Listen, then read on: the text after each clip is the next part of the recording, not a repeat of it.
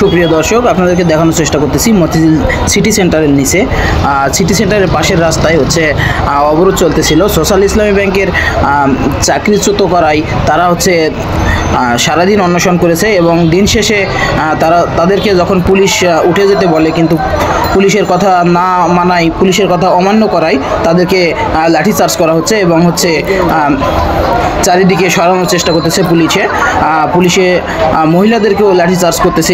এর মতো অবস্থায় মহিলারা কোন দিকে যাবে সেই রাস্তাটাও খুঁজে পাচ্ছে না। তো অনেক মানুষকে এই লাঠিচার্জ করা হয়েছে, পুরুষ মানুষকে তারা রাস্তায় পড়ে আছে এবং পুলিশেরা অন্যদিকে নিয়ে যাইতেছে।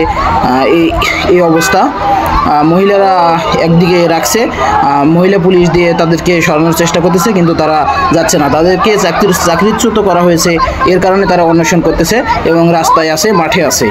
তো দর্শক, আপনারা দেখতে থাকুন।